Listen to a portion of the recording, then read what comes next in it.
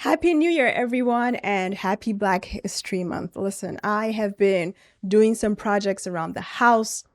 I actually converted one of my bedrooms into a gym because what do you do when all your goals are crumbling? What do? You just pick a project and you start. Sometimes we think that we are all super resilient, like nothing can knock us down. We go about our lives piling up goals after goals after goals, chasing dreams after another, thinking we can handle it. Then suddenly everything just goes quiet. We realize maybe we're not as resilient as we thought we were. It's a little bit like running too fast and needing to slow down and just catch our breaths. But here's the thing, realizing this isn't bad at all. It's actually a moment where everything becomes clearer. Being resilient doesn't mean you never feel tired or need help. It's about knowing it's perfectly okay to say, hey, I need a hand, or can we do this together?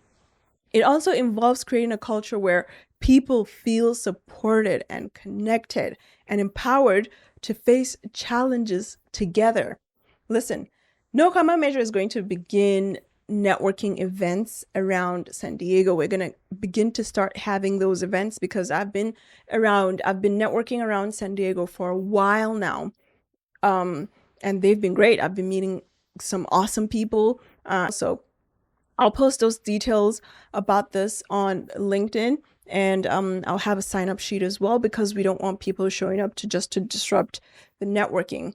So I've been writing down what the visions are, the type of environment I want to create. And if you want to create an environment like this as well, I would encourage this.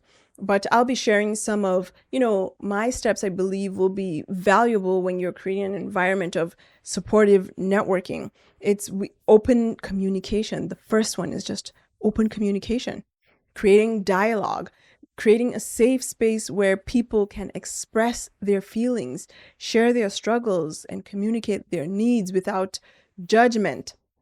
Active listening is going to be very valuable as well, is going to come into play. And it's an opportunity, if you don't know how to listen, for you to practice active listening. Because to truly understand what others are going through, which can foster a deep sense of empathy and support, you're going to need active listening. And the environments you create is going to have to foster that. And, when you network, you're creating a supportive community. I've actually met good, solid people communicating. Because you build the network that way. Encouraging the formation of supporting networks is why we build communities, right? Whether through, social groups, online communities, or local gatherings where people can just communicate and share experiences. Community activities is also important, something that I've participated just quite a few times in the past, but being a workaholic and, just working too much, you don't have time for that, but now I'm making time for it. And it's about just giving people mental spaces to break away from, workaholic behaviors.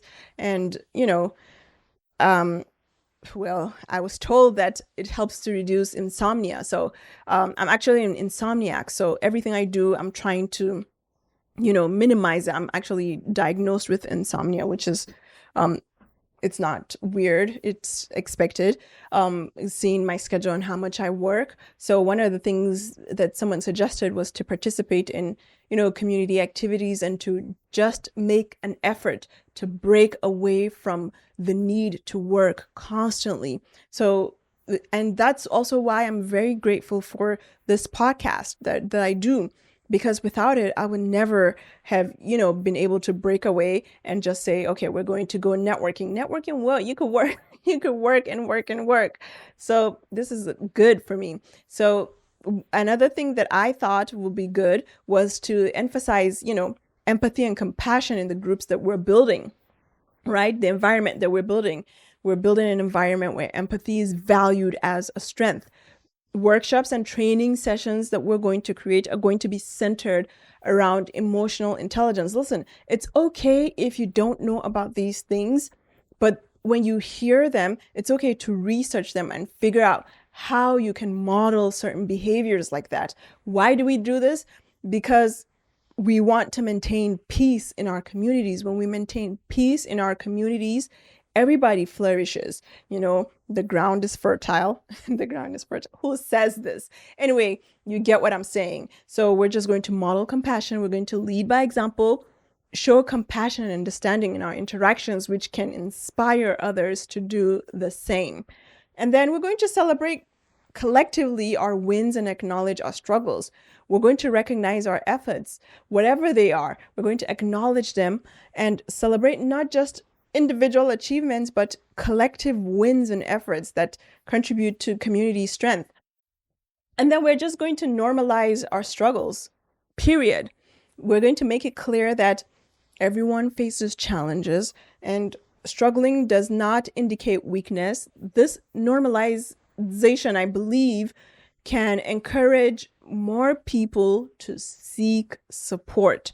And then we're going to foster a sense of belonging. I know inclusivity has been in the news lately. We're going to make inclusivity a cornerstone of our environment, ensuring that everyone feels they have a place and a voice in a community. Our shared values as well. So I actually live by the Army values, which are leadership. Is the acronym for leadership. It's loyalty.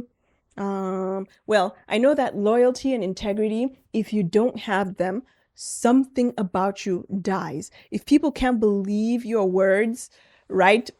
It just creates mistrust, because now you don't have loyalty and now you don't have integrity. That's how people view you.